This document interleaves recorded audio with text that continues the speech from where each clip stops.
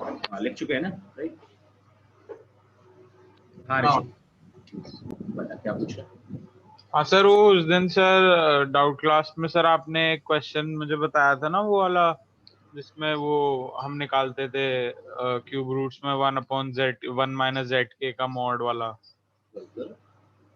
Sir उसमें last step मुझे doubt हो रहा था। ठीक है, तो मुझसे जैसी क्लास एंड होगी ना तब पूछो। हाँ okay sir. So let's start with last class. अच्छा याद आया मेरे को, लास्ट क्लास में हम एनसीआर तक पहुंच चुके थे ना। एनसीआर मतलब हमने पढ़ाया था, तुम्हें याद है? तुम्हें नहीं याद है? चलो yes, मैं याद दिलाता हूँ। आपने हमें बोला था कि हम एक बार बायनोमियल थ्योरम पढ़ के। एग्जैक्टली रोशनी, करेक्ट बात है। मैंने तुमसे बोला था कि तुम एक बार मैंने तुमसे बोला था बस जनरल बायनोमियल एक्सपेंशन देख के आना है तुम्हें एक बार। तो मैंने तुमसे बोला था बेसिकली ये, that you have to check this x plus y की होल पावर है। किस किस को पता है यहाँ पे x प्लस वाई की होल पावर n क्या बनेगा?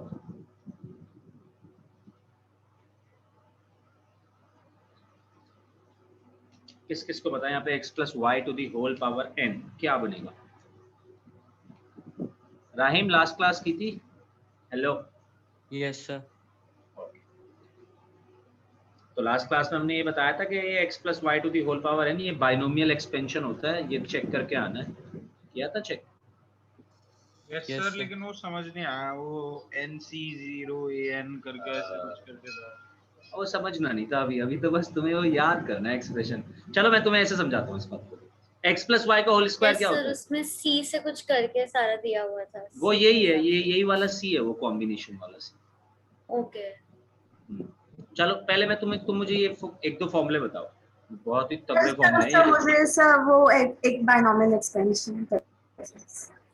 बायनोमियल एक्सपेंशन समझ आ गया तेरे को? ये बोला तुम? Yes sir, it's NC1 x n minus 1 b plus NC2 x n minus 2 b square plus dot dot dot plus NCN b to the power n। चल थोड़ा सा गलत है, थोड़ी थोड़ी गलतियां हैं। एक तो तूने स्टार्टिंग NC0 से नहीं करी, NC1 से करी, ये गड़बड़ है। NC0 से स्टार्टिंग होती है। पर चल मैं बता देता हूँ ये कैसे बना। ठीक है, एक चीज होती है पास्कल्स ट्रायंगल। पास्कल्स ट्रायंगल कैसे बनेगा? आप स्टार्टिंग की वैल्यू लेंगे 1, फिर जैसे ही आप अगली वैल्यू लिखेंगे ना, तो अगली वैल्यू पहले वाली वैल्यू के ऊपर वाली वैल्यू के, ये एक ट्रायंगल की शेप बनेगी। ये भी ऐसे बनता चला जाएगा, ठीक है, इसलिए इसे ट्रायंगल बोलते हैं। आपने ऊपर वैल्यू आप स्टार्ट करेंगे 1 से, ये एक तरीका है इस ट्रायंगल को बनाने का। और 1 के बाद आप अगले लाइन में जो भी नंबर लिखेंगे, ये फर्स्ट रो है, ये सेकंड रो है, ये फिर थर्ड रो बनेगी। जैसे जैसे आप नेक्स्ट रो में आते जाएंगे ना, वैसे वैसे आप जो भी ऊपर नंबर लिख रहे हो उसके दोनों साइड में नंबर लिखने हैं।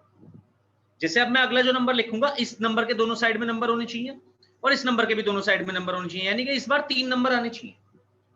देख लो क्यों, इसके दोनों साइड में नंबर और इसके भी दोनों साइड में नंबर। अगर मैं बीच में एक नंबर लिख दूंगा तो वो तो दोनों के लिए काम कर रहा होगा, तो 3 ही नंबर काम कर जाएंगे।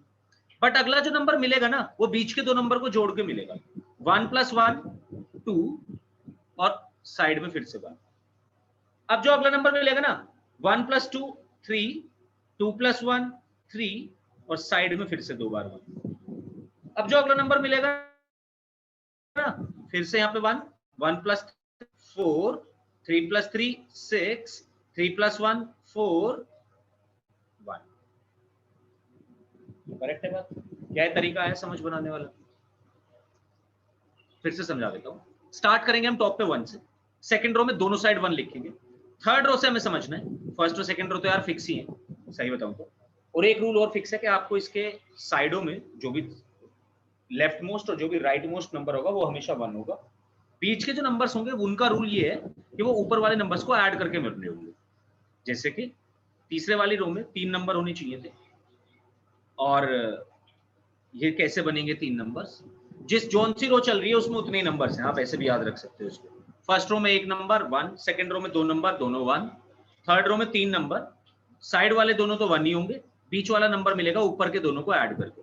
तो अगर फोर्थ रो में मेरे को निकालना था तो साइड वाले तो दोनों 1 ही हो गए, बीच वाले जो दोनों नंबर्स थे देखो ऊपर वाले दोनों नंबर्स को ऐड करने के बाद आए हैं 1 + 2 3, 2 + 1 3। फिफ्थ रो में मेरे को निकालनी थी ये चीज, साइड वाले दोनों नंबर्स तो हो गए 1, अब ऊपर वाले again 3 + 1 = 4।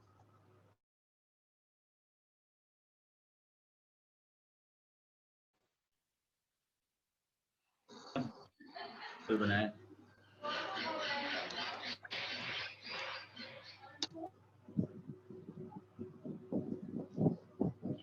Am I audible? Yes, sir. Yes sir. Did you get it? कैसे हमने बनाया है? सर इसके बाद 1 5 10 10 5 1 आएगा। बिल्कुल करेक्ट है। 1 5 6 4 10 6 4 10 एंड 5 एंड देन अगेन 1। इसके बाद वाला एक साथ नहीं बताना है, ये रुक जा, तेरे को समझ आ गया ऋषि? किसको समझ नहीं आया है अब सिर्फ वो हैंड रेज करें। मुझे सर, क्योंकि मेरा डिस्कनेक्ट हो गया था। कोई दिक्कत नहीं है, मैं बताता हूँ दोबारा। और कोई? हाँ, बस सबको हैंड रेज कर लेना जिसको समझ नहीं आया। ठीक है, ठीक है, दिव्यांशु बता ही चुका है, दिव्यांशु हैंड रेज भी कर सकता है। चलो फिर से, तो देखो जिस भी रो में हम चल रहे हैं, राइट, जिस रो की भी हम बात कर रहे हैं, उस रो में लेफ्ट मोस्ट और राइट मोस्ट की वैल्यू तो होनी चाहिए 1। अभी देखो यहाँ पे हमारे पास जगह खत्म हो गई है थोड़ी, वैसे तो 1 इस 1 से इधर आएगा, इस 1 से ऊपर वाले रो के 1 से राइट मोस्ट साइड पे आएगा 1, बट मैं इसको लेके यहीं पे दे रहा हूँ क्योंकि मेरे पास जगह नहीं है, स्पेस नहीं। अच्छा, तो आपके लेफ्ट मोस्ट नंबर और राइट मोस्ट नंबर तो 1 आएगा, और जिस रो में हम बात कर रहे हैं, जिस रो की भी हम बात कर रहे हैं, उस रो को बनाने के लिए उसमें उतने ही नंबर होने चाहिए। जैसे फर्स्ट रो में 1 नंबर था, सेकंड रो में 2 नंबर थे, थर्ड रो में 3 नंबर्स थे, फोर्थ रो में 4 नंबर्स थे, फिफ्थ रो में 5 नंबर्स हैं, सिक्स्थ रो में 6 नंबर्स होंगे, सेवेंथ रो में 7 नंबर होंगे। ठीक है, अब मैं आपको सेवेंथ रो बना के दिखाता हूँ कैसे बनेगी। स्टार्टिंग फ्रॉम 1, फर्स्ट और सेकंड रो फिक्स है, इसमें आपके पास कोई चॉइस नहीं। फर्स्ट रो में 1 है, सेकंड रो में 1 1 है, थर्ड रो में बस ये पैटर्न सा बनता जा रहा है इस तरीके से। थर्ड रो में जो नंबर आएगा, साइड लेफ्ट मोस्ट और राइट मोस्ट नंबर तो 1 1 ही आने, बीच वाला नंबर जो बनेगा वो ऊपर वाले दोनों को ऐड करके बनेगा। ऊपर वाले दोनों थे 1 + 1 यानी कि 2 बन गया। मैं फोर्थ रो लिखना चाहता हूँ, फोर्थ रो लिखने के लिए लेफ्ट मोस्ट और राइट मोस्ट नंबर तो 1 बनना ही बनना है, इसमें तो कोई चॉइस ही नहीं है। But 1 + 2 3 and 2 + 1 is 3। ऊपर वाले दोनों नंबर को जोड़ के मुझे अपने नीचे वाले नंबर्स मिलते जाएंगे। मैं सपोज अपनी फिफ्थ रो लिखना चाहता था, रोशनी बताता हूँ, मैं पूछ सकती है अभी, बस 2 मिनट रुक जाओ। मैं फिफ्थ रो लिखना चाहता था, फिफ्थ रो लिखने में मैंने देखा लेफ्ट मोस्ट और राइट मोस्ट दोनों नंबर 1 है। अब बीच वाले नंबर्स को फिल करना था, 3 + 1 is 4, 3 + 3 is 6, 3 + 1 is 4।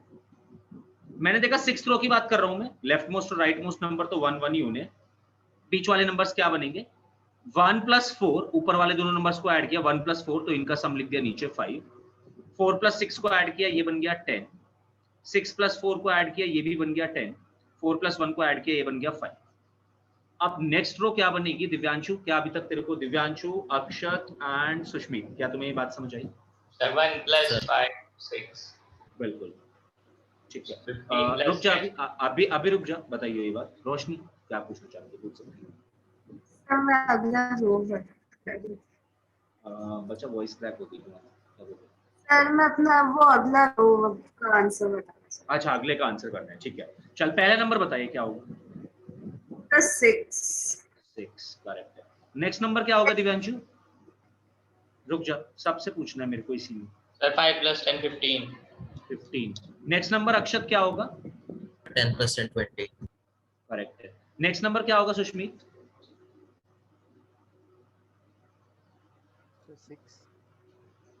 6 या 15? 10 + 5 होगा ना, देख पहले तो। Yes sir 15। उसके बाद नेक्स्ट नंबर 6 होगा, करेक्ट बात।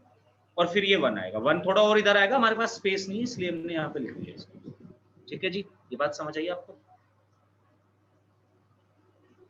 सभी लोगों को? अब जिसको भी डाउट है आप हैंड रेज कर सकते हैं, दिव्यांशु एंड रोशनी आप हैंड डाउन कर सकते हैं अगर आपको डाउट नहीं है तो, और किसी को भी डाउट है आप हैंड रेज कर सकते हैं, बिल्कुल पूछ सकते हैं मुझसे ये बात, क्यों हमने कैसे बनाया है, इसका पूरा लॉजिक समझ सकते हैं आप।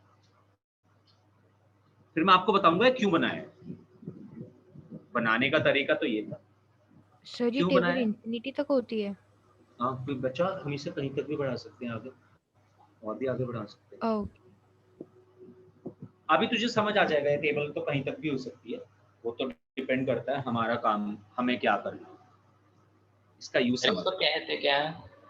Pascal's triangle.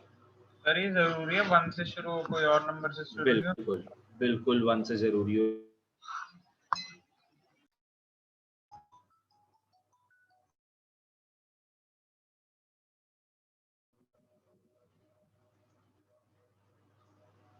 सर ये पहले पढ़ा हुआ लग रहा है।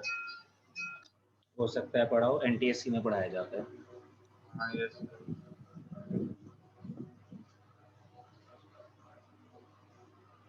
ओके, चलिए सभी को क्लियर है, ठीक है। अब आते हैं जरा एक और बात पे। यार ये जो चीजें अभी हम पढ़ रहे हैं ना, ये हमारे काम ही आएंगी आगे, तो कोई प्रॉब्लम नहीं है। मतलब जैसे कि आज हमने चाहा था कि हम सबसेट्स और वेन डायग्राम खत्म करते हैं, बट अगर हम इस डिस्कशन पर निकल जाते हैं तो हमारा फर्स्ट डिस्कशन वो पीछे छूट जाएगा। बट स्टिल अगर हम आज इसे पढ़ ले रहे हैं तो आगे हमारा बाइनोमियल थ्योरम में हमें ये काम आएगा। बाइनोमियल थ्योरम में पहली क्लास में मुझे आपको यही पढ़ाना था, दोबारा मैं पढ़ाऊंगा, रिवाइज कराऊंगा, बट फटाफट करा दूंगा क्योंकि आप ये आज ही पढ़ चुके हैं। ठीक है, अब ये क्यों पढ़ रहे हैं? x प्लस वाई का x प्लस वाई की पावर 0, क्या आंसर आएगा यार, बता सकता है कि 1 जो 0? नहीं 1 1 1 नहीं 0 क्यों? दिल्ली में होता है 0, वैसे पूरे ऑल ओवर इंडिया और ऑल ओवर वर्ल्ड तो 1 ही होता है, क्यों?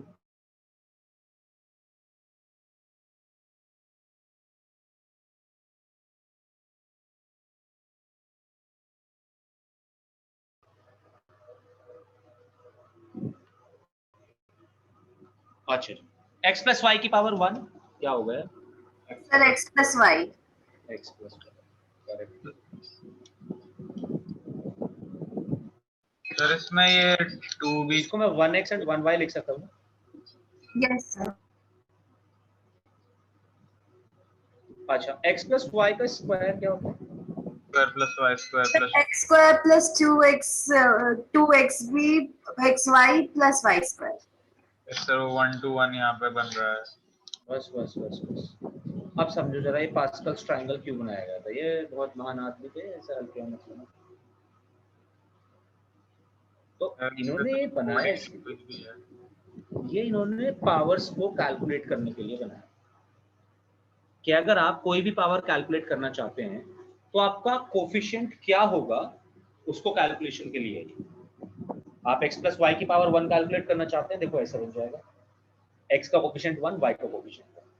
आप x प्लस वाई का होल स्क्वायर कैलकुलेट करना चाहते हैं, x square plus 2xy plus y square. Coefficients क्या है? 1 2 1, देख लो थर्ड रो है ये थी पावर 0, ये थी पावर 1 देन 2 3 4 5 6, जहां तक जाना चाहते हो। तुझे क्या निकालना था ये डिपेंड करना, करेक्ट बात है। बट एक और चीज मैं आपको साथ साथ दिखाना चाहता हूँ, एक्स प्लस वाई का एक बार फिर भी आपकी तसल्ली के लिए पावर 3 को भी मैं दिखा देता हूँ कि उसके कोफिशिएंट भी यही आएंगे। देखो जो यहाँ पे लिखा हुआ है, बताओ जरा। Sir x cube plus 3x x square y plus 3xy square plus y cube. क्या बात है रोशनी।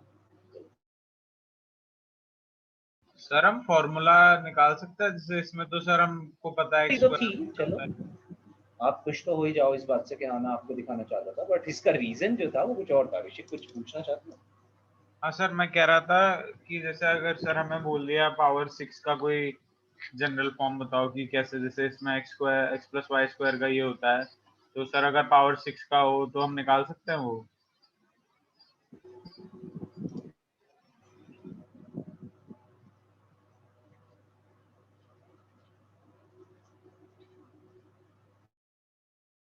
तो सर आपकी आई थिंक ऑडियो आ नहीं रही है।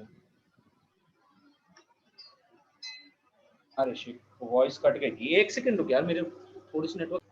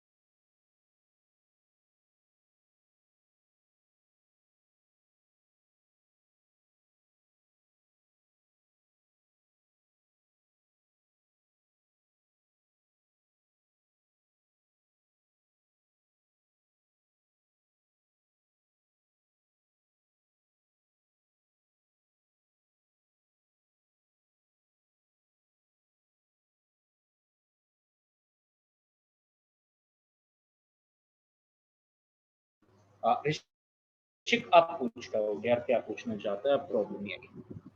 यस सर, मैं कह रहा था सर कि हम x प्लस वाई की पावर 8 या 9 निकाल सकते हैं फिर। कुछ भी निकाल सकते हैं, उसी का तरीका अभी बताने वाले हैं तेरे को। अभी और इसको आसान बना सकते हैं।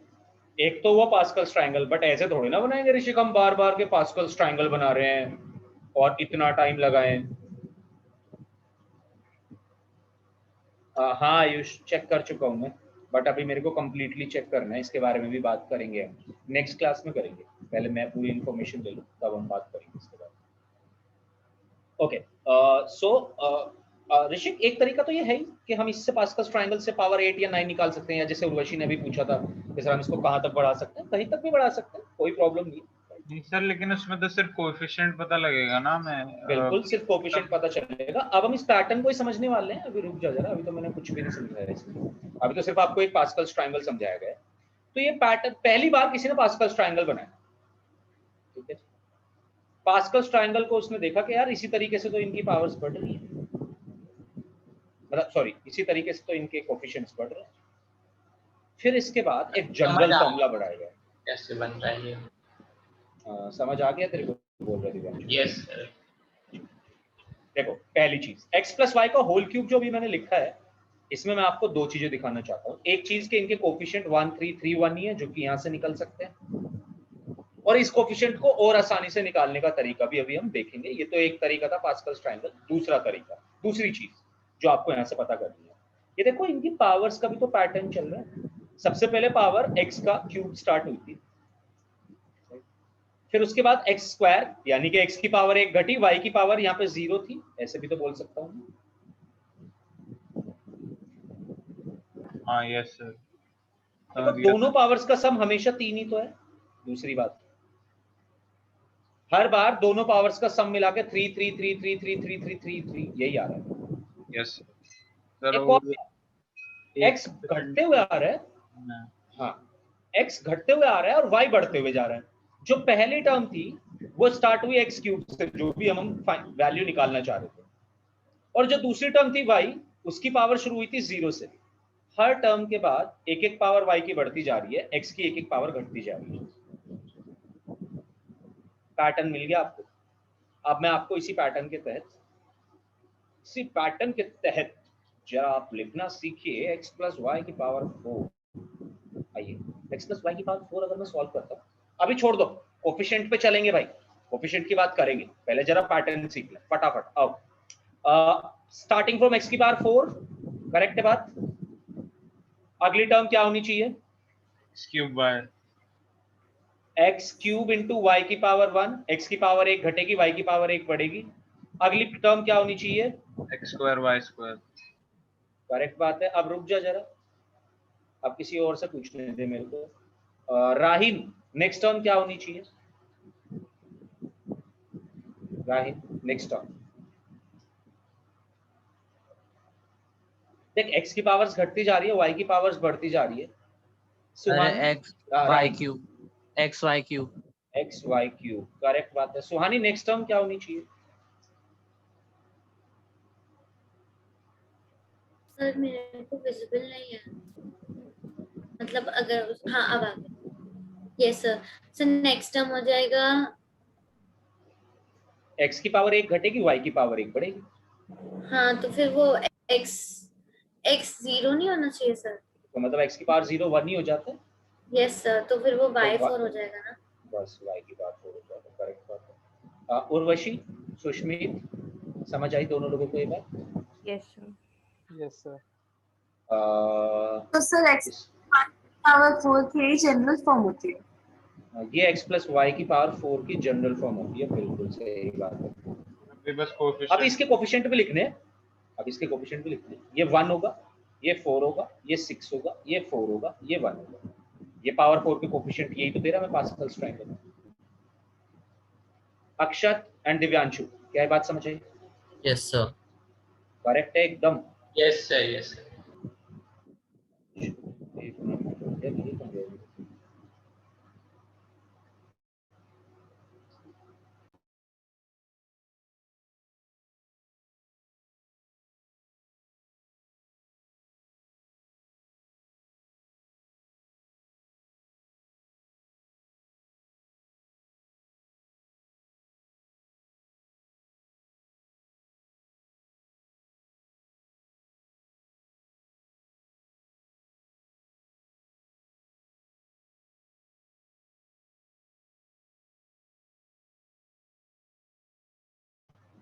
चलो दिव्यांशु एंड अक्षत, क्या ये बात क्लियर है? Yes Yes, sir. sir. राहिन, रोशनी, यस सर। राहिन, Yes, sir. चलो आ जाओ। अगर समझ आई बात तो मैं एक एक टर्म सबसे पूछता जाऊंगा। राहिन सबसे पहले टर्म बता दे, x प्लस वाई की पावर 5 की क्या होगी, और इस बार कंप्लीट टर्म बतानी है यूजिंग कोफिशिएंट।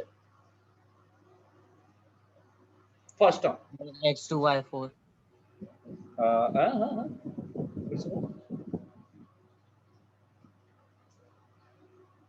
देख, पावर 5 में पहला कोफिशिएंट क्या दे रखा है? 1। 1. और पावर क्या होनी चाहिए यहाँ पे? स्टार्ट कहां से होना चाहिए? Sir, 5. x की पावर 5 ऐसे। अक्षत सेकंड टर्म क्या होनी चाहिए? X4Y1 और उसका कोफिशिएंट 5 होगा। कोफिशिएंट 5 होगा, x की पावर 1 घटेगी, y की पावर 1 बढ़ेगी। दिव्यांशु नेक्स्ट टर्म क्या होनी चाहिए? पूरी टर्म बतानी है। जैसे 5x की पावर 4 y होनी चाहिए थी ये टर्म, ऐसे बोलना। सर आगे की टर्म है 10 x³ y²। हाँ करेक्ट। रोशनी इसके बाद की टर्म बता दो। Sir 20x square y cube. No, पर सर पावर 5 सर वाली टर्म ये है। Yes sir. Sir 10x square y cube.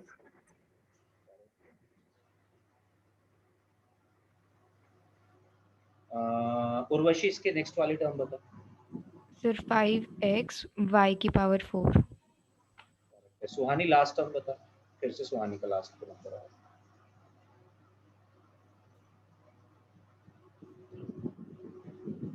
Shall I say? हाँ बिल्कुल। Visible हो जाए। सुष्मित बता दे। कोई हाँ बात आ नहीं। गया, अच्छा, आ गया। ठीक है। कम हो जाएगा। सो ये हो जाएगा 5y5। 1y5। 1y5। ठीक है जी, ये होता है पैटर्न बनाने का। एक तरीका तो यार इसको देखने का ये है। ओके, अब एक चीज और बताओ, चलो फटाफट बताओ मुझे ये बात। अब हम थोड़ा सा तेजी में बढ़ने वाले भैया, क्योंकि आज हम सब्जेक्ट्स पूरा खत्म कर रहे हैं और साथ साथ कुछ और अच्छे अच्छे क्वेश्चंस भी कराने हैं आपको जी। ओके, 5c0 की वैल्यू सपोज मेरे को कैलकुलेट करनी है, तो उस दिन हमने तरीका सीखा था 12c3 को कैलकुलेट करने का। याद दिला सकते हैं क्या कोई? आयुष माइक ऑन हो सकता है? Ayush Yes, sir. बता दे जरा फटाफट 12c3 का शॉर्टकट कैसे सीखा था?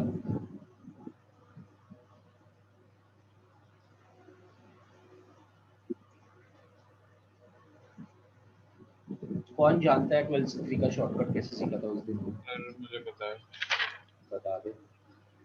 सर हम 3 तक 12 का फैक्टोरियल करेंगे। 3 तक या 3 बार? हाँ सर, वही मतलब सॉरी सर, 3 बार करेंगे। और यस सर, और नीचे उसका 3 बार।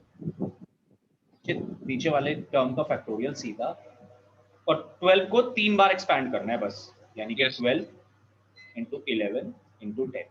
ये थी इसकी शॉर्ट करेंगे। अगर हमें इसको फाइंड आउट करना है 12c3 को, तो 12c3 को फाइंड आउट करने का मतलब है 12 into 11 into 10 divided by 3 factorial. इसको हम फैक्टोरियल की तरह रीड करते हैं बाय द वे, जो पिछली क्लास में ये चीज नहीं पढ़ पाया उसको मैं बता दूं।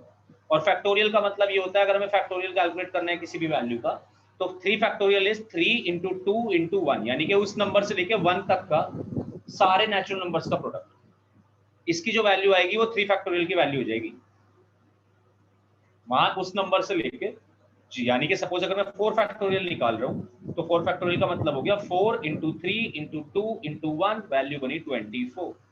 इस तरीके से मैं किसी भी वैल्यू का फैक्टोरियल निकाल सकता हूं, राइट? फटाफट ये नंबर जरा, ये चीजें जरा नोट कर लो। पास्कल्स ट्रायंगल को नोट कर लो, ये एक्सपेंशन नोट कर लो, कोई बच्चा है क्या जिसने पास्कल्स ट्रायंगल और एक्सपेंशन नोट ना करा हो? Can I rub this? जो बचा हो सिर्फ हैंड रेज करके बता सकता है। सर पास्कल्स ट्रायंगल नोट कर।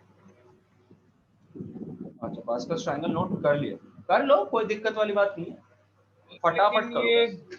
सर मतलब सही कैसे है? कैसे? सर एक्चुअल वो क्या होता था फॉर्मूला? एनसीआर का ना बता रहा हूँ। एनसीआर का फॉर्मूला होता था sir n n factorial by factorial. r into n minus r factorial. Correct बता।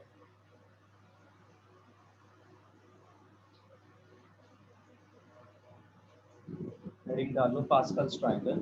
ये फैक्टर, ये फॉर्मूला होता था ऋषिक, करेक्ट।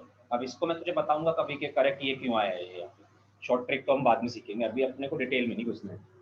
अभी अपन को बस ये सीखना है कि 12 से का value 12 into 11 into 10 divided by 3 factorial से निकाला जा सकता है। ये हमने n minus r फैक्टोरियल को कैंसिल कर दिया ऊपर नीचे, ऐसे समझ ले। चल मैं तुझे समझा देता हूँ, अभी हमारे पास टाइम तो है ही, सब कुछ लोग लिख रहे हैं। तो 12c3 को अगर मैं सॉल्व करता तो यही तो बनता अगर फॉर्मूले से सॉल्व करता तो। Yes sir. 12 फैक्टोरियल को मैं 12 into 11 into 10 into 9 फैक्टोरियल लिख सकता हूँ क्या? हाँ सर। 9 फैक्टोरियल से 9 फैक्टोरियल कैंसिल हो जाएगा। हाँ यस सर यस। 12 को 3 ही बार एक्सपैंड कर। बाद में पढ़ेंगे। हाँ जी, क्या बोल रहे हो? सर मैं कह रहा था ये डेरिवेशन इसका बाद में। किसका? एनसीआर का? Yes sir. एनसीआर का डेरिवेशन नहीं होता वैसे तो। मतलब सर आया कैसे? एनसीआर का तो एक्सपेंशन ही सिखाया जाता है कि एनसीआर का मतलब या n factorial divided by r factorial into n minus r factorial. Experimental values है ऋषिक। अच्छा सर, मतलब जो बताया था एक्सपेरिमेंट। ना मैंने कि 20% मैथ्स ऐसा होता है कि जो एक्सपेरिमेंटल होगा या फिर जिसकी एक्सप्लेनेशन आप अभी नहीं समझ सकते, तो ये उसी पोर्शन में से एनसीआर एनपीआर कहाँ से बनेंगे, वहां से। ये एक्सपेरिमेंटल है बोल दो, बट हम इन्हें कर सकते हैं, बट बहुत थ्योरेटिकल अप्रोच है उनको कैलकुलेट करने, तो वो अभी समझ में आएंगे बस। ये तो जब हम चैप्टर पढ़ाएंगे तब भी नहीं समझाया जाएगा, मतलब समझाए क्या जाएंगे, समझाए क्या नहीं जाएंगे कि इनका कोई मतलब नहीं होगा समझने का। अच्छा, पास्कल्स ट्रायंगल के बाद आप ये भी कैलकुलेट कर लीजिएगा कि ये जो हमने इधर लिखी हुई है x प्लस वाई की पावर 0 क्या बनेगा, x प्लस वाई की पावर 1 का क्या बनेगा।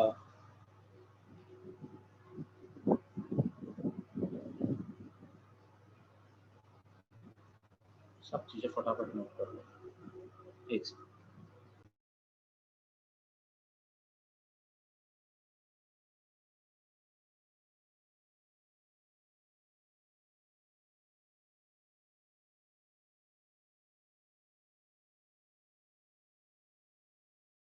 सडन। ओके बच्चा।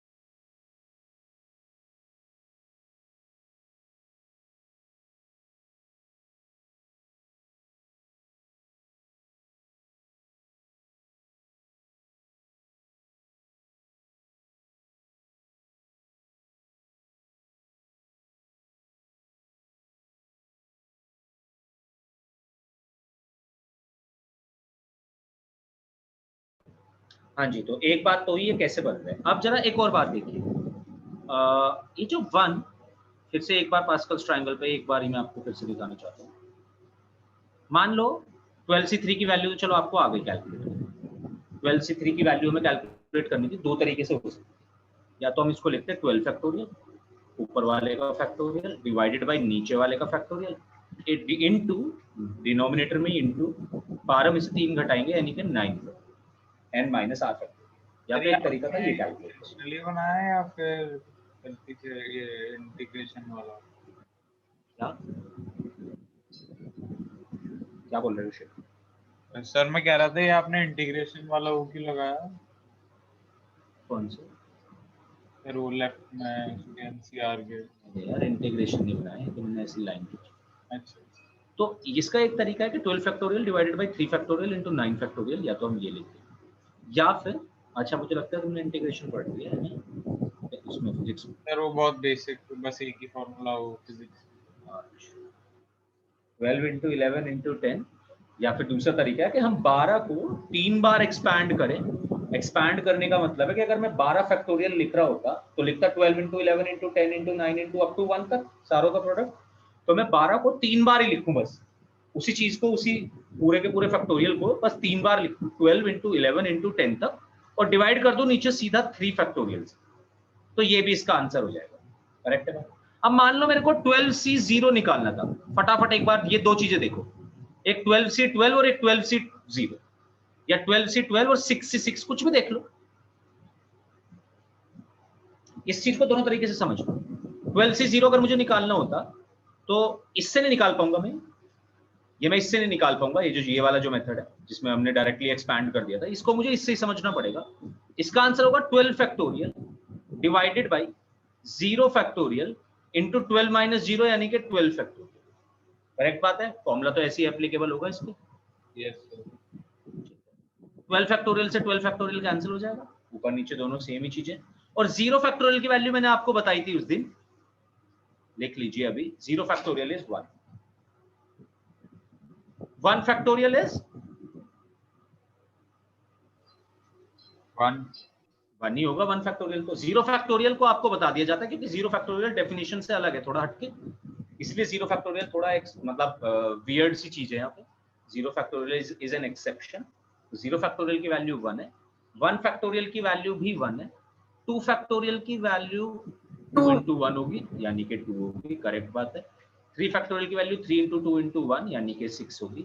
4 फैक्टोरियल की वैल्यू होगी 24, 5 फैक्टोरियल की वैल्यू होगी 120, 6 फैक्टोरियल की वैल्यू होगी 720। ये 6 की 6 वैल्यूज आपको याद, 7 की 7 वैल्यूज आपको याद होनी चाहिए। वैसे मैं लिखवा देता हूँ, 7 फैक्टोरियल की वैल्यू होगी 5040। याद हो या ना हो इससे फर्क नहीं पड़ता, पर 6 तक तो सारे फैक्टोरियल याद होने चाहिए। करेंगे बात आयुष, ये सब अभी इतना डिटेल में घुसेंगे तो सबसेट्स तक नहीं पहुंच पाएंगे यार, अभी रुक जाओ जरा।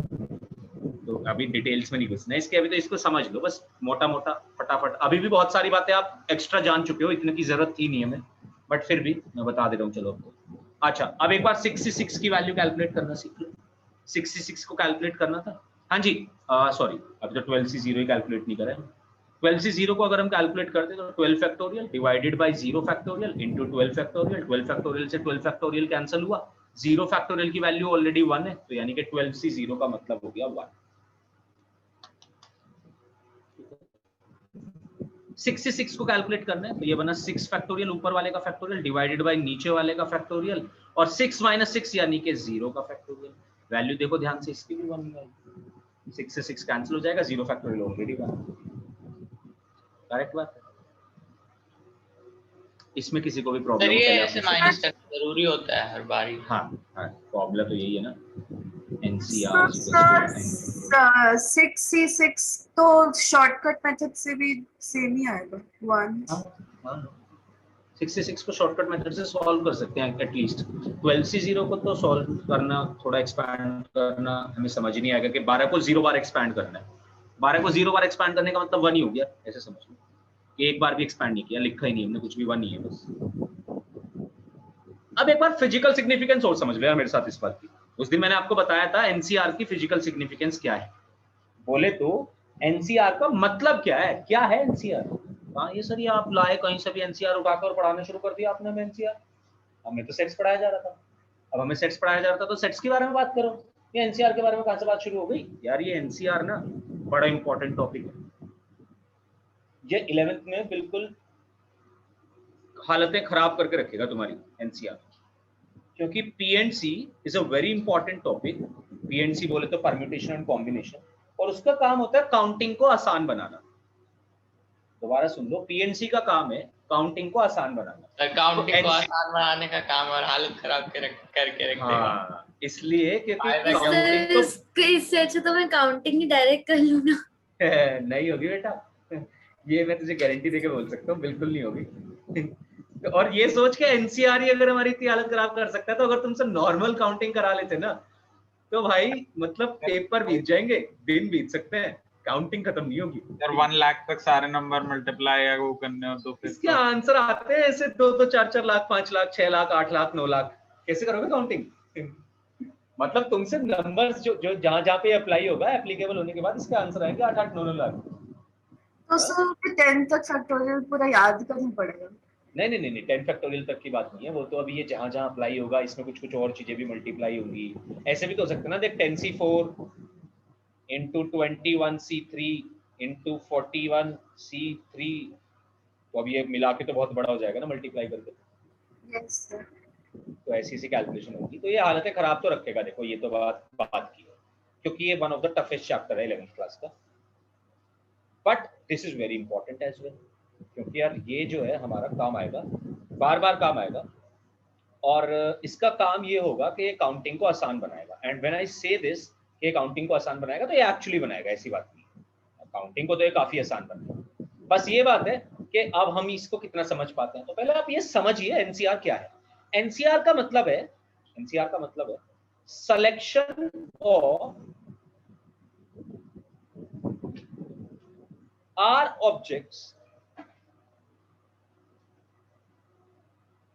out of N. Selection of R objects out of N. मतलब 12c3 का ये मतलब है कि अगर आपके पास 12 चीजें होती, तो आप उसमें से 3 चीजें किस तरीके से सेलेक्ट कर सकते हो। फॉर एग्जाम्पल, आपके पास 12 अलग अलग पेन है और आप किसी एग्जाम में जा रहे हो and you want to take 3 pens with you, तो आप 3 पेन कौन कौन से ले सकते हो, वो 3 पेन के कितने ट्रिपलेट बन सकते हैं, 12c3 आपसे ये बता रहा है। इसके बहुत आंसर्स होंगे, इसके इनफैक्ट 165 ट्रिपलेट्स होंगे आंसर। सर तो ये तो प्रोबेबिलिटी में भी मदद कर सकता है। 132 बिल्कुल प्रोबेबिलिटी में इस बार यही नया होगा, इसका आंसर होगा 132 12c3। बट 12c3 क्या रिप्रेजेंट कर रहा है? 12c3 ये रिप्रेजेंट कर रहा है कि अगर आप 12 चीजों में से 3-3 चीजों के पेयर ले रहे होते, तो 3-3 चीजों के ट्रिपलेट ले रहे होते, तो कितने ऐसे ट्रिपलेट बनाए जा सकते थे। या फिर अब आप दोबारा मेरी बात एक बार और ध्यान से सुनिएगा, 12c0 क्या रिप्रेजेंट कर रहा है, बताएगा कोई?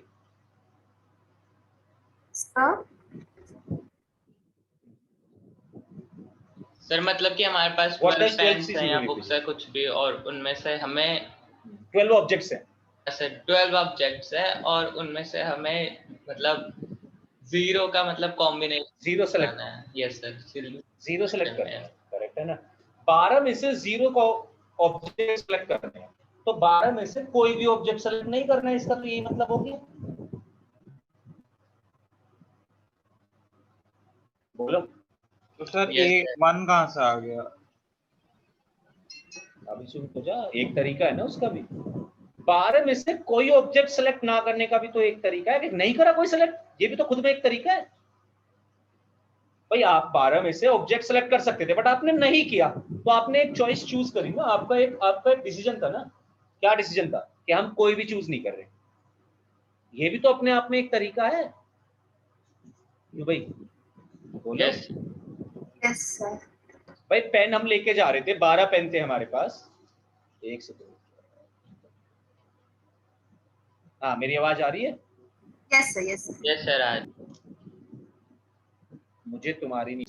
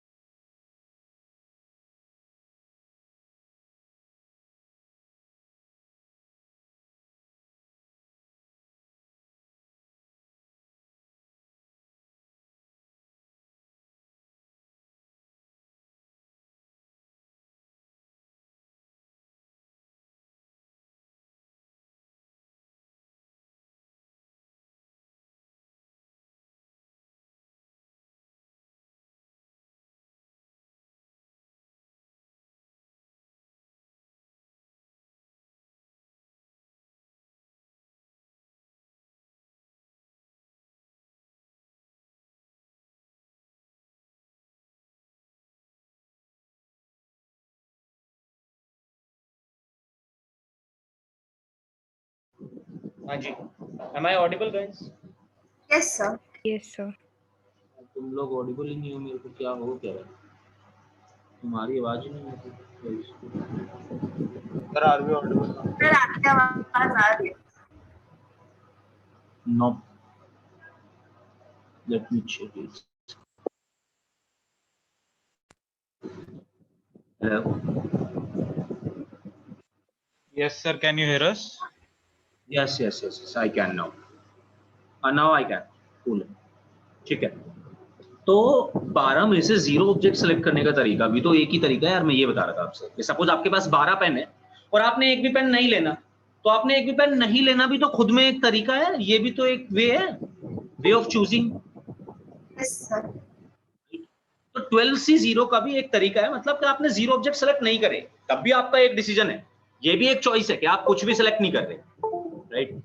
वैसे ही 6 से 6 का मतलब है कि आपने 6 में से 6 के 6 सेलेक्ट करने हैं, इसका भी एक ही तरीका है।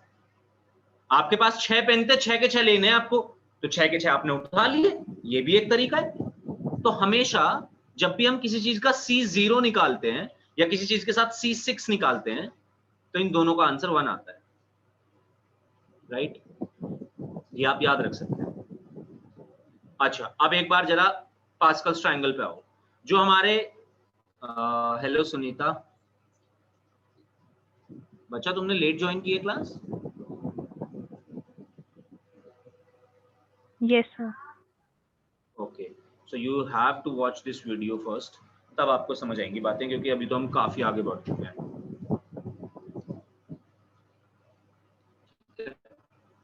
ओके यार, तो देखो ये जो आपके कोफिशिएंट्स बन रहे हैं ना, ये कोफिशिएंट्स ऐसे नहीं बन रहे कि हमने ऐसे ही बना दी, ये कोफिशिएंट्स वही हैं। जैसे यहाँ पे 1 की वैल्यू है 3C0, ये वैल्यू है 3C1, ये वैल्यू है 3C2, आप कैलकुलेट कर सकते हैं, ये वैल्यू है 3C3, 2C0, 2C1, 2C2, 1C0, 1C1। कभी भी नीचे वाली वैल्यू ऊपर से ज्यादा नहीं हो सकती, मतलब आप ऐसे नहीं कर सकते कि 12 में से 13 ऑब्जेक्ट सेलेक्ट करना चाहते हो, मतलब दिस इज नॉट पॉसिबल है। उसकी वैल्यू Yes. नॉट डिफाइंड होगी, अनडिफाइंड होगी, बिल्कुल। कैसे डिफाइंड नहीं है? Not defined.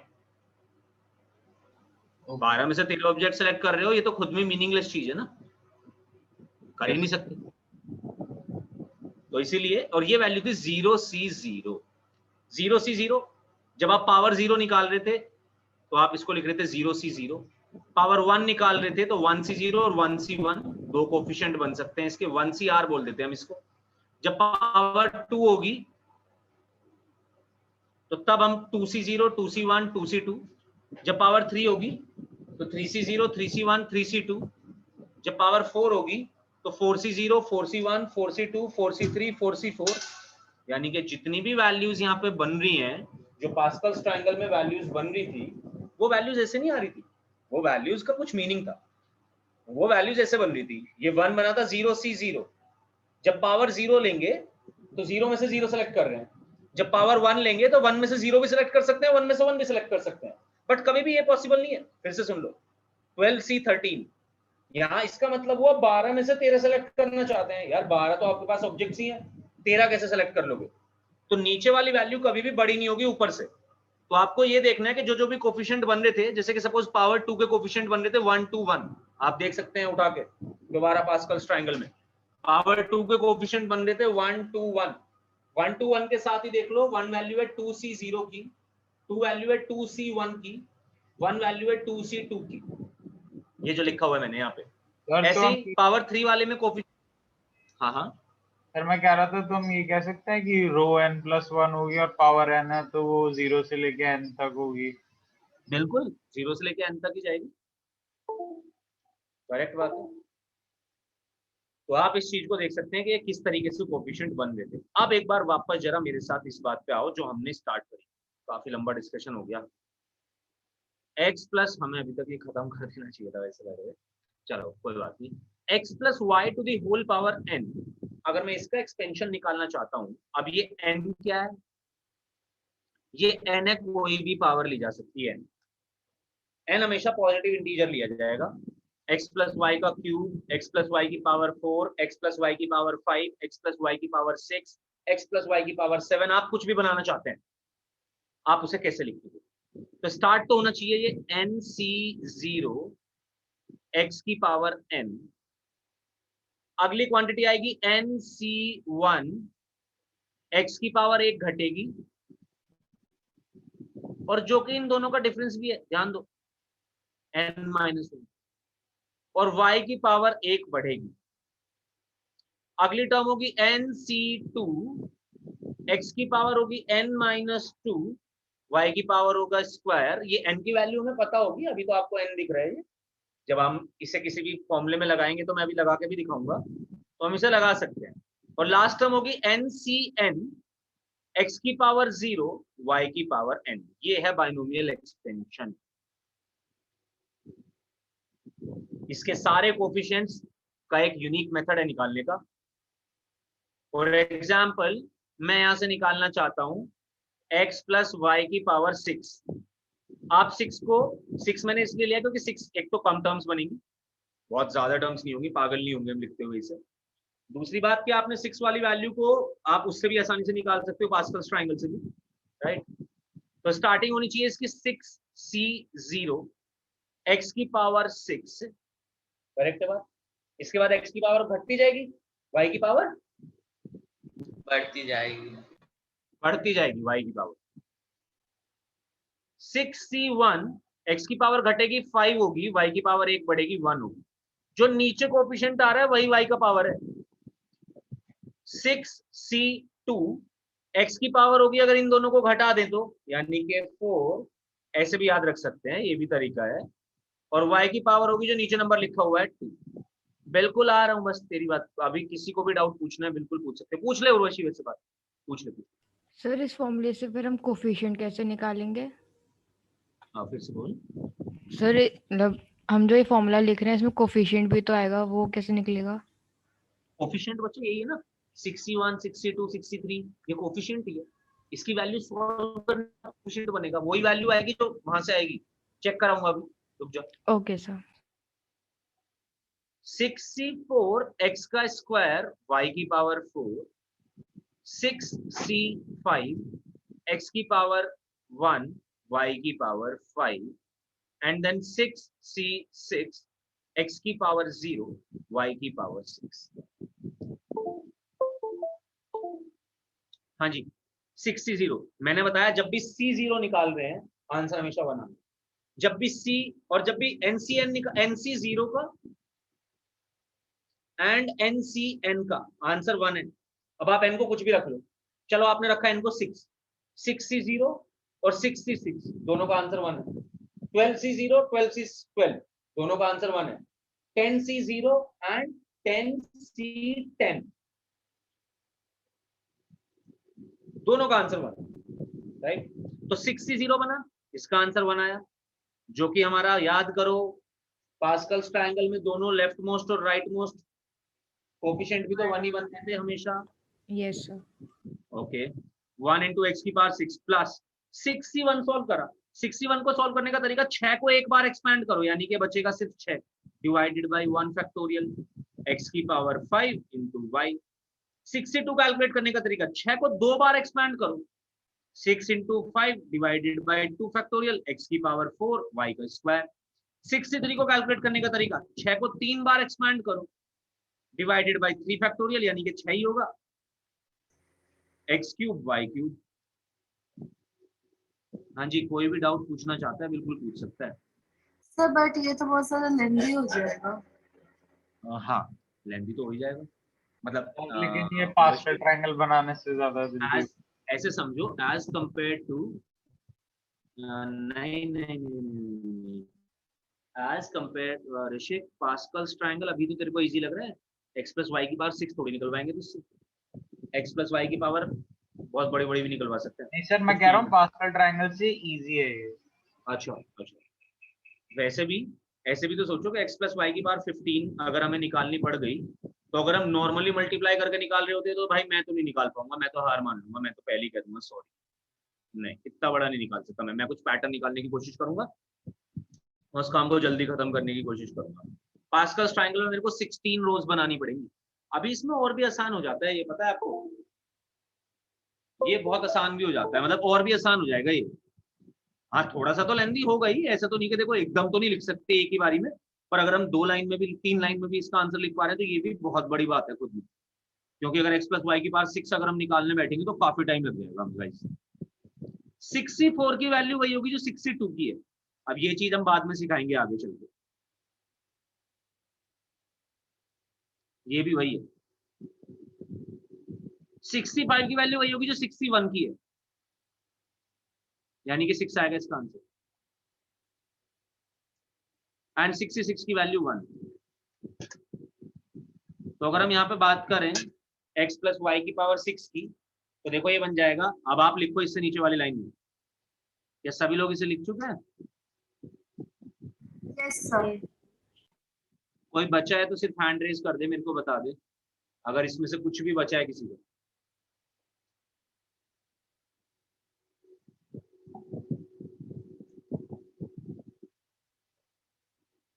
x plus y की पावर 6 वाला एक्सपेंशन और लिख लो, ये लास्ट वाला एक्सपेंशन भी लिख लो, बताओ।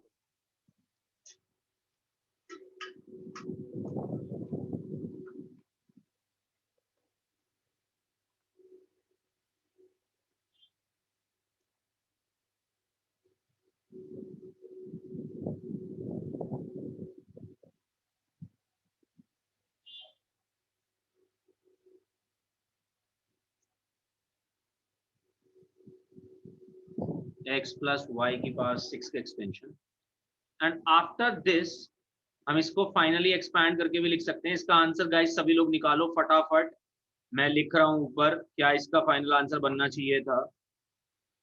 ये बनना चाहिए था। आप सॉल्व करेंगे तो x की पावर 6 प्लस 6 इंटू एक्स की power 5 into y plus 15 into x की power 4 y square plus 20 x cube y cube plus 15 square y की पावर 4 प्लस 6 एक्स वाई की पावर 6 प्लस वाई की पावर 6।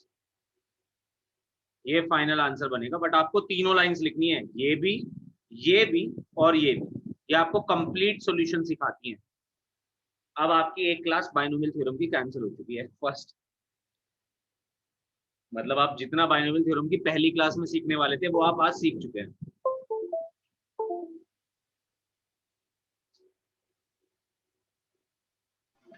x की power 4 y square, और sets में बस ये एक ही जगह लगेगा।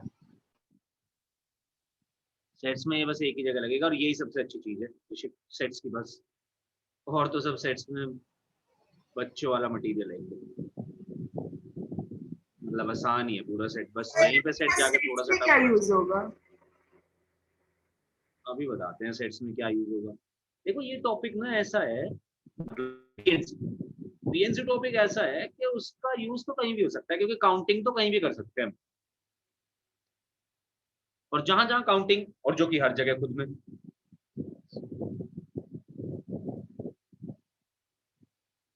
तो हर जगह लग जाएगा। अच्छा एक बात बताओ गाइस, एक बात बताओ, ये जो हमारा एक्सपेंशन था, अब आपको मुझे यहाँ से ये सिखाना था by the way, x plus y to the power n is equal to nc0 x की power n plus nc1 x की power n minus 1 into y की पावर 1 प्लस nc2 x की power n minus 2 y square. ऐसे चलते चलते चलते चलते कहीं ये एंड में जाके पहुंच जाएगा ncn x की पावर 0। x की पावर 0 को हम लिख के नहीं दिखाते हैं, बस सीधा इसको y की पावर n लिखते हैं। अगर इसमें पुट कर दिया जाए x की वैल्यू 1 एंड y की वैल्यू 1,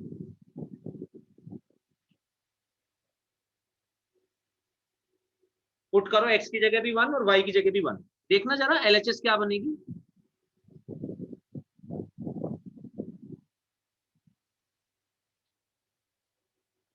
अगर मैं x और y दोनों को 1 पुट कर दूं तो LHS क्या बनेगी? 2n। 2 की पावर n बन जाएगी उर्वशी। यस सर, 2 की पावर n में ना 2 की पावर n, x को 1 रखा, y को 1 रखा, 1 प्लस 1 बना 2,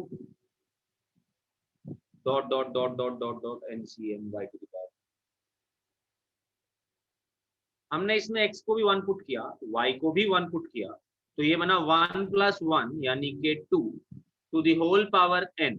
पेन रख दो, बात समझो मेरे साथ, इंपॉर्टेंट है, यही चीज लगनी है सेट्स में। x की जगह रखा 1, y की जगह रखा 1, ये LHS बना 2 की पावर n। RHS क्या बना? 1 की पावर n 1 ही हो गया है, तो सिर्फ NC0 बच गया यहाँ पे। तो 1 की तो कोई भी पावर लो, यहाँ पे भी 1 की कोई भी पावर लो, दूसरा भी 1 है उसकी भी कोई भी पावर लो, तो x और y तो बेसिकली सारी टर्म से खत्म ही हो गए। क्यों Suhani? Yes sir. Yes sir. भाई x और y को अगर हमने 1 पुट कर दिया रोशनी, तो ये तो सारे से खत्म ही।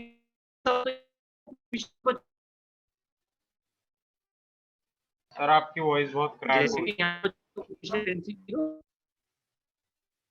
यहाँ पर NC1, इस वाला बच रहा था NC2। सर फिर से बोल दीजिए, आप ऑडिबल नहीं थे। आपका वॉइस क्रैक हो रहा था। अच्छा अच्छा, मेरी वॉइस क्रैक हो रही है। अभी ठीक है? Yes sir, can you repeat? Hear you guys. मैं ये पूछना चाह रहा था कि आप मुझे ये बताइए, जो मैंने अभी आपको बात बताई कि अगर मैं x और y दोनों को 1 पुट कर देता हूं, तो क्या आपको ये समझ आया, ये जो एक्सप्रेशन बना? Yes sir. ये NC0 से लेके NCN तक का आंसर बन जाएगा। यस और NC0 का मतलब क्या है? कोई फिर से मुझे एक बार एक्सप्लेन करेगा? NC0 का क्या मतलब है? Physical significance. सर कोई भी चीज नहीं सेलेक्ट की। सर कोई भी चीज सेलेक्ट नहीं की। n में से 0 चीजें सेलेक्ट करना, राइट? Yes sir. n में से 1 चीज सेलेक्ट करना बोले तो NC1। बताते चले जाओ हाँ ना में कुछ जवाब देते चलो मुझे। सर NC2 का मतलब दिव्यांशु, NC2 बोले तो क्या समझाएगा? NC2 क्या है?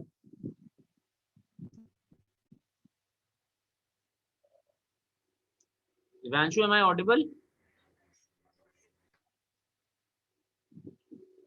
ये लड़का हो चुका है भाई। ना कोई और बता दो, कौन बताना चाहेगा मेरे को NC2 का क्या मतलब? सर एन में से सेलेक्ट किया। बिल्कुल, n ऑब्जेक्ट्स थे, उसमें से 2 ऑब्जेक्ट सेलेक्ट किए। और लास्ट चीज NCN का क्या मतलब है? सर एन से सारे ऑब्जेक्ट सेलेक्ट कर लिए।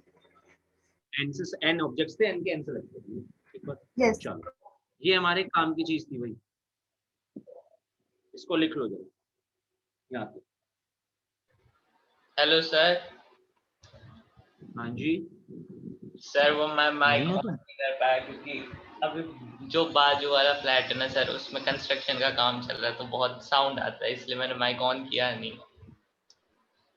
बड़ी परेशानी हो रही है। काम चल रहा होता है किसी और के घर कंस्ट्रक्शन का, परेशानी हम झेल रहे होते हैं। यस सर, वो रूम का गेट खुला हुआ था तो मैं बंद करने गया था कि मतलब आवाज ना आए। कोई बात नहीं। तेरे को NC2 का मतलब पता है? मेरे को ये बता। यस सर पता है। क्या होता है बता तू। सर अगर नंबर ऑफ ऑब्जेक्ट्स है तो उनमें से मतलब अगर NC2 है ना तो फिर हमें 2 ऑब्जेक्ट सिलेक्ट करने हैं। 2 ऑब्जेक्ट्स कितने तरीके से हम सिलेक्ट कर सकते हैं? यस सर, मतलब 2 तरीके उनको सिलेक्ट करने के। 2 तरीके नहीं होंगे, तरीके तो बहुत होंगे, तरीके ही तो बता रहा है मैं NC2, बट 2 ऑब्जेक्ट सिलेक्ट करने हैं, ये बात। Yes sir. Okay, can I rub this guys? कौन बचा है? अच्छा, सभी का खत्म हो गया। Yes sir. चलिए आइए वापस चलते हैं जरा सेट्स की कहानी पे भैया। सेट था हमारे पास कोई 1 2 3 4, ठीक है जी। अब अगर हमारे पास कोई सेट था एक, तो उसके लिए कुछ कुछ चीजें एग्जिस्ट करती हैं। पहले तो आप ये समझ लो, उसके बाद मैं बताऊंगा क्या क्या चीजें। अगर मैं एक कोई दूसरा सेट लिखूं B, और B ऐसा हो कुछ 1 2 3, तो एक बात देखो कि B के सारे एलिमेंट्स A के अंदर है ना? अक्षत यस सर। बी के सारे एलिमेंट्स यानी कि 1 2 3 सारे के सारे एलिमेंट्स ए के अंदर ऑलरेडी आ रहे हैं। 1 2 3 4 है ए के अंदर, बी के अंदर है 1 2 3। तो मैं ये बोल सकता हूं that B is a subset of A. अभी पहले समझ लो, मैं डेफिनेशन लिखवा दूंगा। अगर ए सेट था मेरे पास 1 2 3 4, एक कोई बी सेट था 1 2 3 और बी के सारे एलिमेंट्स ए को बिलोंग कर रहे हैं, तो मैं ये बोल सकता हूं that B is a subset of A. साथ साथ ये भी बोल सकता हूं A is a superset of B. A B से सुपर है, ऐसे समझ लो मोटा मोटा। और सब का मतलब होता है डोमिनेटिंग, मतलब दूसरी चीज डोमिनेट कर रही है। तो अगर बी सबसेट है ए का, तो ए डोमिनेट कर रहा है बी को। ऐसे भी देख सकते हो इस चीज। तो अगर बी और ए दो सेट इस तरीके से लिखे हुए हैं, तो मैं ये कह सकता हूं B is a subset of A and A is a superset of B. इन दोनों के बीच में रिलेशनशिप है, ये इनकी एक रिलेशनशिप है जो मैं आपको समझाना चाहता हूं। अब एक बार जरा सबसेट की डेफिनेशन लिखिए। What is a subset? A set A या a set B is said to be a subset of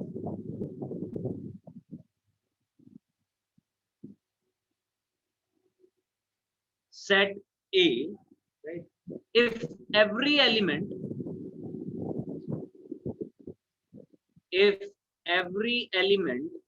of B belongs to A, yeah, is also an element of set A.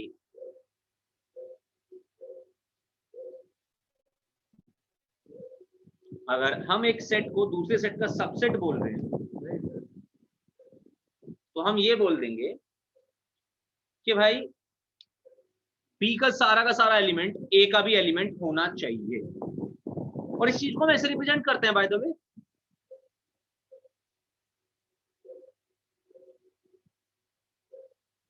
That B is a subset of A. ये subset का symbol है, जैसे कि मैंने आपसे कहा था आपको बहुत सारे सिंबल्स पढ़ने हैं इधर। So this is a symbol of subset. Subset.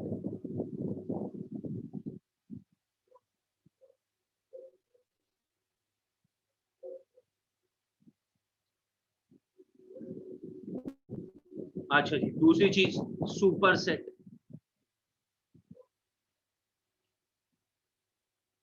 If B is a subset of A, right? Then A is the superset of B. Sir आपने नीचे लाइन क्यों ड्रॉ करी है सिंबल के? क्या सर आपने नीचे लाइन क्यों ड्रॉ करी है उसके सबसेट के? सबसेट का पूरा सिंबल है। This is the symbol of subset. अच्छा सर, हमारे स्कूल में क्योंकि बस सी बनवाया था लाइन में। अभी बताएंगे सब बताएंगे। नहीं, सिंबल प्रॉपर सिंबल ये है, प्रॉपर सिंबल यही है, मैं बता दूं पहली बार।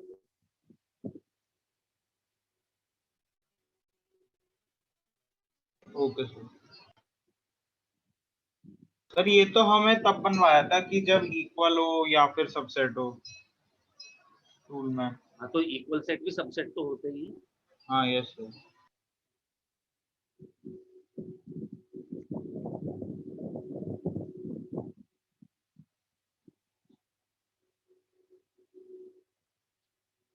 बस उल्टा कर देते हैं इसी साइन को। अगर ए बी हमारा ए का सबसेट है, तो ए हमारे बी के लिए सुपर सेट होगा, और हम इसे ऐसे लिख के दिखा सकते हैं, उल्टा कर देंगे बस इसी चीज। अब एक टर्म आती है proper subset.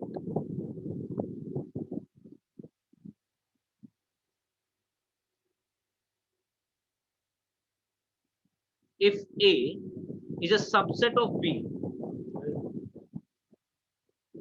and A is not equals to B, then A is called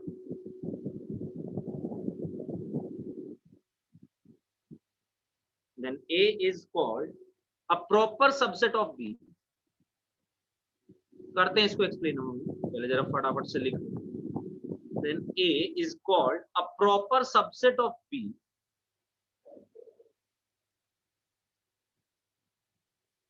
and we write it as, इस बार हम इक्वल्स टू का साइन हटा दें.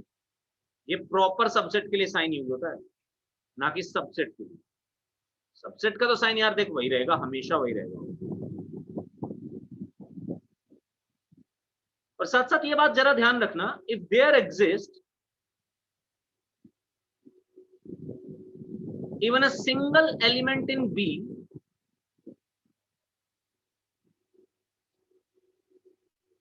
अगर बी के पास कोई भी एक एलिमेंट ऐसा है जो ए में नहीं है, तो बिल्कुल नहीं बोल सकता मैं इसको subset. No, never.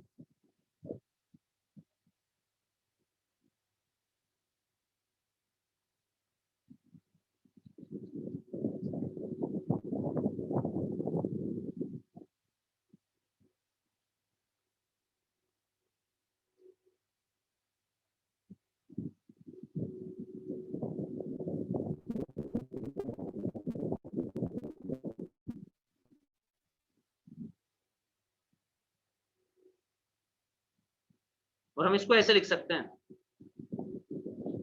B is not a subset of A.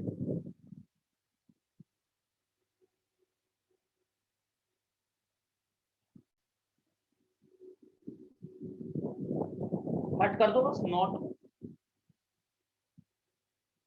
कोई दिक्कत नहीं है. आप ये मत सोचना कि यहाँ पे हमने नीचे इक्वल्स टू नहीं लगाया, कोई दिक्कत नहीं है. ये सबसेट प्रॉपर सबसेट दोनों का एक ही मतलब है, मतलब बहुत ज्यादा डिफरेंस नहीं है इन दोनों चीजों में.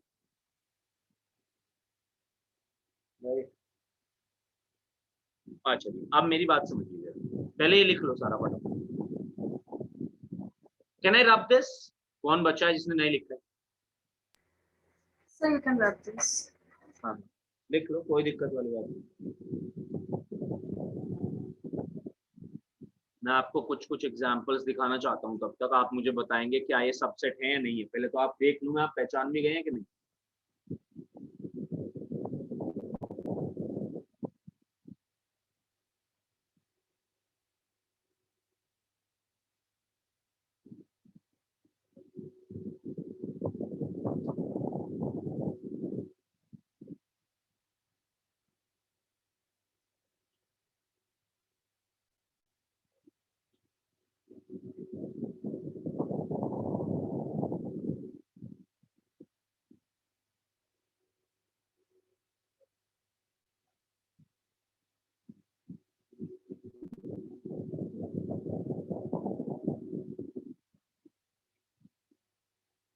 हाँ जी, कोई बचा है अभी?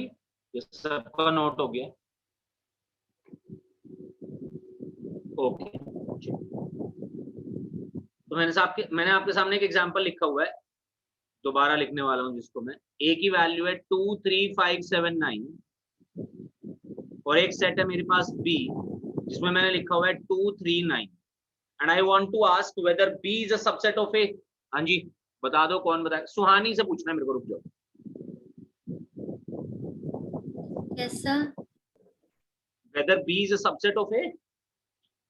Yes, sir. B is a subset of A. क्यों, कैसे पहचाना तूने? मेरे को ये सर बता. A में 2 3 9 है और B के जो ब्रैकेट्स में हमने 2 3 9 लिखे हैं वो A के अंदर है, तो B is a subset of A. Correct बात है, बिल्कुल. कि देखो B के जितने भी एलिमेंट्स हैं वो सारे के सारे A के पास है, तो B सबसेट होना चाहिए A का. अब ऐसे मत देखना कि आप B के पास 5 और 7 नहीं है. 5 और 7 नहीं है तो कोई दिक्कत थोड़ी ना हमें इस बात से. हमें तो सिर्फ ये देखना है कि B के सारे एलिमेंट्स A के अंदर हैं या नहीं है. अगर हैं तो सबसेट है. क्लियर बात है? चलो ये बताओ जरा राहिम, क्या अभी भी सबसेट है B A का?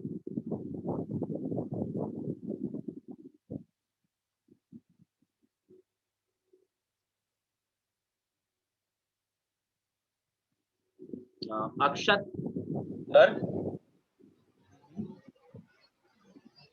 सर. हाँ बोल रहा हूँ मैं. ऋषिक, am I audible?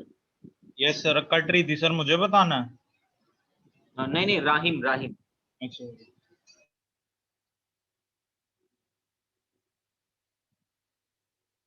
राहिम बताएगा क्या अभी भी बी ए का सबसेट है या नहीं है? अच्छा राहिम नहीं तो सुनीता बताओ, is be a subset of A? No, sir. हाँ क्यों नहीं है? Sir, because 1 is not present in A. Correct बात है एकदम, one does not belong to A. हम यहाँ पे बता देंगे इस बात। क्वेश्चन लिखो पूरा, check whether B is a subset of A. हम यहाँ पे बताएंगे as one belongs to B but one does not belongs to A, it implies that B is not a subset of A। बस हमें वो reason दे देना है कि क्यों ये इसका सबसेट नहीं है, क्योंकि B के पास एक ऐसा एलिमेंट है जो A के अंदर प्रेजेंट नहीं है। That is why B is not a subset of A।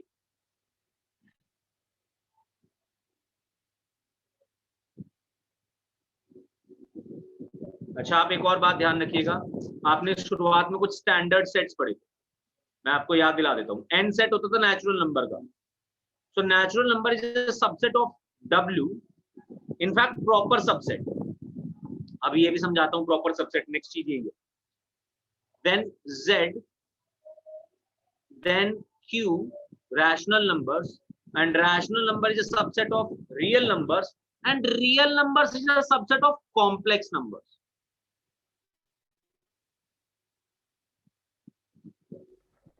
तो सबसे बड़ा सेट होता है कॉम्प्लेक्स नंबर्स का, जो हम पढ़ के आए हैं पहले।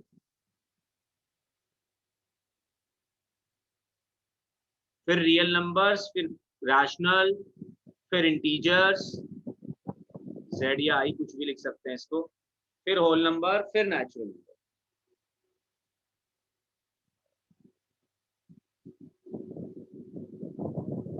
अच्छा अब एक जरा दूसरा क्वेश्चन पर,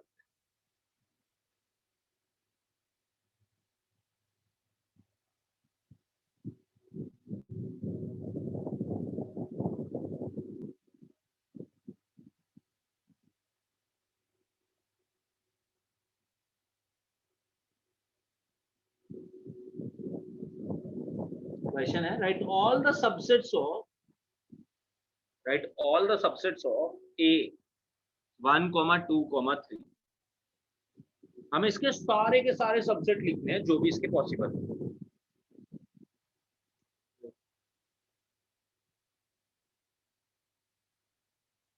ओके इससे पहले यार एक और हैशटैग लगा के लिख लो, नल सेट यानी कि 5, जिसके बारे में हम पढ़ चुके हैं। नल सेट यानी कि 5 is a subset of every set.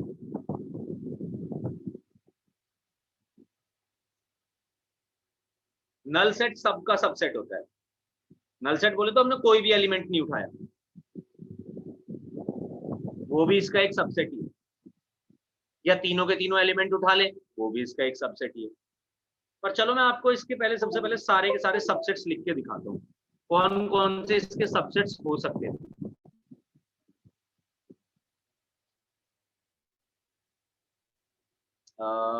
Ayush ये लिखने का तरीका थोड़ा सा गलत, आंसर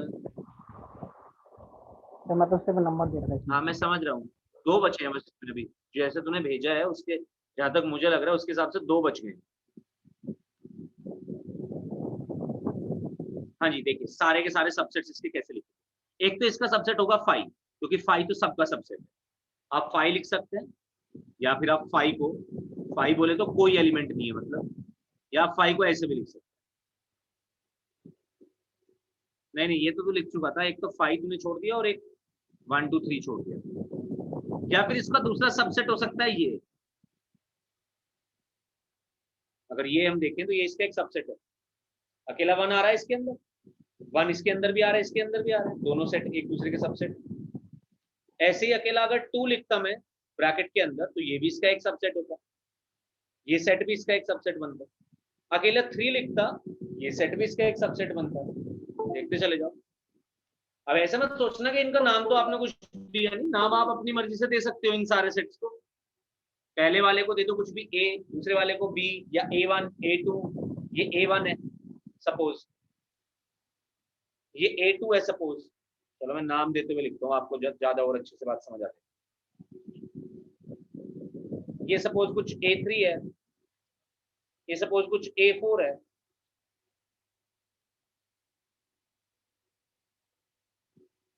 भाई या तो मैं तीन में से कोई भी एलिमेंट ना उठाऊं, वो तो सबका सबसेट है ही पाई, या मैं तीन में से एक ही एलिमेंट उठा लूं कोई भी, जैसे 1 उठा लिया, ये A2 सेट बनाया मैंने कोई जिसके अंदर सिर्फ एक एलिमेंट है 1, तो क्या ये इसका सबसेट नहीं होगा? क्यों भाई दिव्यांशु, क्या ये इसका सबसेट होगा कि नहीं? सर होगा। बिल्कुल। A3 होगा कि नहीं होगा?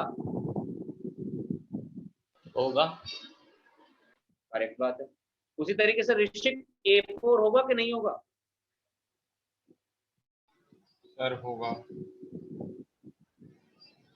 वैसे ही A5 लिखने जा रहा हूं मैं, देखो अभी तो मैंने तीन में से एक एक एलिमेंट उठाए थे, मैं ऐसा भी तो कर सकता हूँ तीन में से दो दो एलिमेंट्स उठा लूं अक्षर। Yes sir. तो जरा बता मेरे को, क्या ये भी इसका एक सबसेट होगा कि नहीं? Yes sir.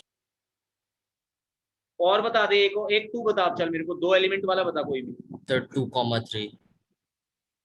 2,3 करेक्ट बात है। एक और टू एलिमेंट वाला मेरे को बताएगा, सुनीता बताएगी, बता। 1,3। 1,3 करेक्ट बात है। उर्वशी एक और, क्या और सबसेट बन सकता है इसका, पहले तो मेरे को ये बता। No sir. अच्छा, एक और बन सकता है। तीनों, कौन अच्छा सा? तीनों एक साथ। तीनों के तीनों एलिमेंट ले, 1 2। दो दो के तो हमने सारे पेयर बना लिए। दो दो के पेयर या तो 1,2 का बन सकता था, या 1,3 का बन सकता था, या 2,3 का बन सकता था।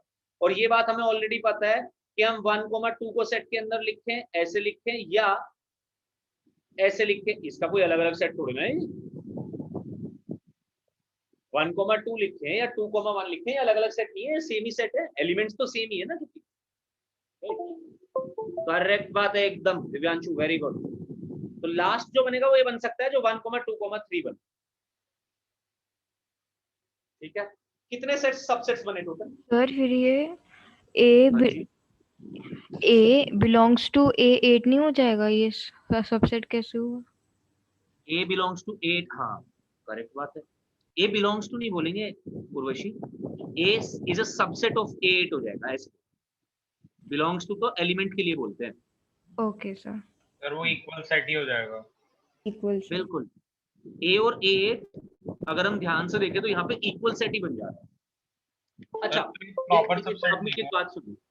हाँ ऋषिक क्या पूछना चाहता है, बोलिए। सर तो प्रॉपर सेट नहीं हुआ ना ये, लेकिन प्रॉपर सबसेट। बस यही बताना है। सबसेट का मतलब मैंने जैसे कि आपसे स्टार्टिंग में बोला था, ये जो वर्ड है ना सब प्रीफिक्स, ये सब वर्ड तब यूज होगा। ये मैं आपको इंग्लिश सिखा रहा हूँ, मैथ से अलग, हम थोड़ा मैथ से लगा गए, इंग्लिश की बात कर रहा हूँ मैं।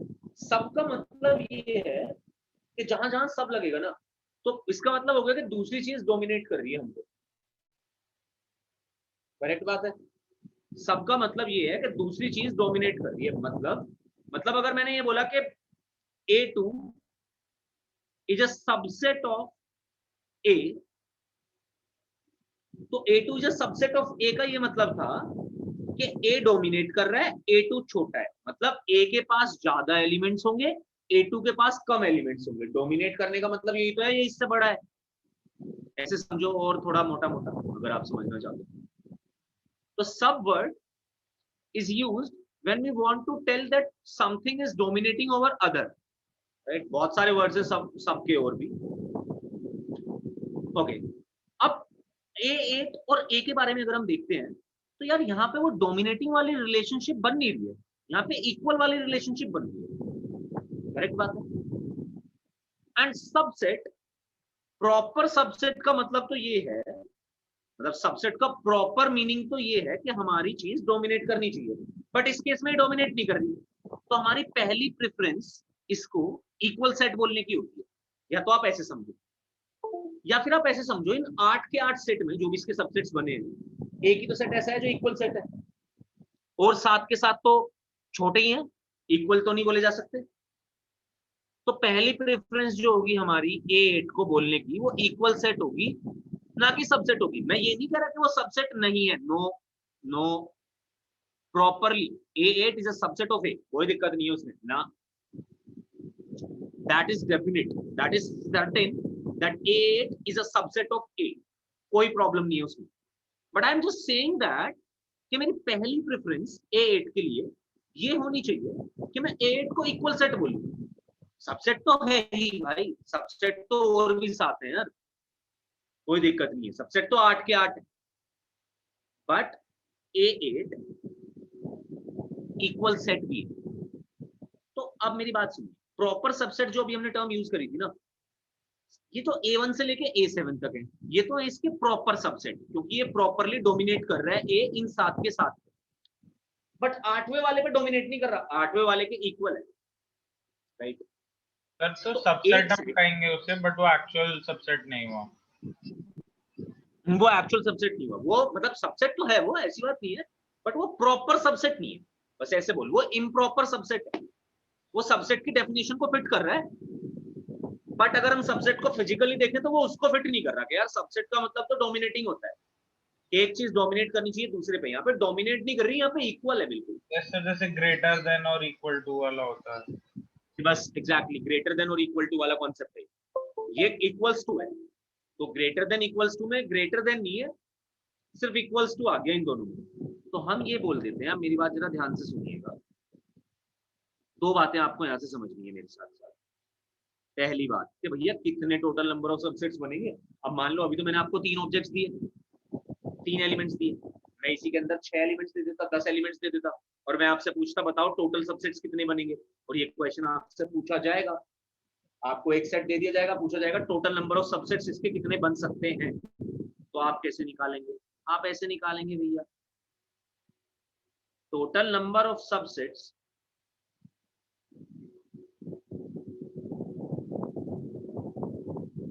of a set containing n elements। अब जो इतनी रामायण हमने करी थी, वो जो इतनी देर की कहानी थी हमारी, वो अब लगती है सर CRNR यूज करें, बिल्कुल वही चीज लगती है। पहले तो जरा सबसेट में देखो कि जो भी मैंने ये सबसेट बनाया था 8 वाला, मतलब 8 सबसेट जो बने कैसे बने, जरा इस तरफ ध्यान लगाते हैं। तो पहली बार जो सबसेट बनाया गया वो 3C0 था, यानी कि 3 में से 0 एलिमेंट लिए। 3C0 की वैल्यू कितनी आती थी? 1। फटाफट बताते चलो मुझे, 1। तो देखो एक ही तो सेट बना जिसमें 0 एलिमेंट है, सही बोल रहा हूँ? Yes sir. ओके, इससे आगे बढ़ते हैं। 3 में से एक या तो 0 एलिमेंट चूज करो, वो भी सबसेट बना सकता है, या 3 में से एक एक एलिमेंट चूज कर लो, जैसे कि 1 चूज कर सकते हैं, 2 चूज कर सकते हैं, या 3 चूज कर सकते हैं। 3 में से अगर एक एलिमेंट चूज करेंगे तो टोटल सबसेट्स कितने बनेंगे? 3C1 बनेंगे जी। 3C1 की वैल्यू सॉल्व करके अभी आप निकाल के आए थे, क्या थी 3C1 की वैल्यू? पास्कल ट्रायंगल में पलट के भी देख सकते हो। 3C1 की वैल्यू पास्कल ट्रायंगल में पलट के देख सकते हो, 3C0, 3C1, 3C2, 3C3। 3C1 की वैल्यू 3 थी, तो देख लो 3 ही तो सबसेट है जिसके अंदर एक एक एलिमेंट है। सिमिलरली नेक्स्ट तरीका क्या हो सकता है कि हम दो एलिमेंट सेलेक्ट कर लें, यहां से 3 में से कोई से भी 2 सेलेक्ट कर लें और उनका सबसेट बना दें, जैसे कि 1,2 का बना दें, 2,3 का बना दें, या 1,3 का बना दें। 3C2 बनेंगे टोटल सबसेट्स। 3C2 की वैल्यू कितनी होती थी? 3 होती थी जी। ओके, या लास्ट तरीका के 3 में से तीनों एलिमेंट सेलेक्ट कर लें, यानी कि 3C3 वेज होंगे इस काम के करने के। 3C3 बोले तो 1, एक ही तो सबसेट बना जिसके 3 के 3 एलिमेंट है। दोबारा 3 एलिमेंट्स दिए गए थे सेट के अंदर, मैं जानना चाहता था टोटल नंबर ऑफ सबसेट्स कितने होंगे, तो भैया 3 में से 0 सेलेक्ट करो, या 3 में से एक एलिमेंट सेलेक्ट करो, या 3 में से 2 एलिमेंट सेलेक्ट करो, या 3 में से 3 एलिमेंट सेलेक्ट करो। आंसर 2 की पावर 3 तो बनेगा, NC0 plus NC1 up to NCN, n की वैल्यू ली 3, आंसर आएगा 2 की पावर n। फॉर्मूला देखो पलट के भैया पेज को, आपने फॉर्मूला लिखा था थोड़ी देर पहले, NC0, NC1, NC2 up to NCN का सम 2 की पावर n। तो 3 नंबर का जब हम 3 एलिमेंट्स थे जब हमारे सेट के पास, तो टोटल नंबर ऑफ सबसेट्स बनेंगे 2 की पावर 3। अगर हमारे सेट के पास n एलिमेंट्स हैं तो टोटल नंबर ऑफ सबसेट्स कितने बनने चाहिए? रोशनी बताएगी ये बात मेरे को। Sir NC2। Total number of subsets of a set containing n elements, total number of subsets बताने हैं। अच्छा ऐसे समझ, तो अगर हमारे NC0 1 अप टू हाँ, NC। करेक्ट बात है। और कितना आता है इसका सम? NC0 से लेके NCN तक का सम लेना है हमें। और कितना आता है ये सम, ये तो बता। फॉर्मूला लिखा था अभी थोड़ी देर पहले, 2 की पावर n। अगर 3 एलिमेंट्स थे तो 2 क्यूब आया, 4 एलिमेंट्स होंगे तो 2 की पावर 4 टोटल सबसेट्स बन रहे होंगे, 5 एलिमेंट्स होंगे तो 2 की पावर 5 टोटल सबसेट्स बन रहे होंगे। अगर 10 एलिमेंट्स होंगे किसी सेट के अंदर तो कितने सबसेट बन रहे होंगे टोटल? 2 की पावर 10। 2 की पावर 10। ऐसे ही अगर n एलिमेंट्स होंगे किसी भी सेट के अंदर तो 2 की पावर n बन रहे होंगे। और क्यों बन रहे होंगे? क्योंकि या तो n में से मैं 0 सेलेक्ट कर सकता हूं, या मैं n में से 1 सेलेक्ट कर सकता हूं, या मैं n में से 2 सेलेक्ट कर सकता हूं, या मैं n में से 3, और इसी तरीके से n में से n सेलेक्ट कर सकता हूं, which would be 2 to the power n। यहां से आया ये formula total number of subsets. अच्छा दूसरी चीज यहाँ पे, अगर आपसे पूछा जाता है total number of proper subset,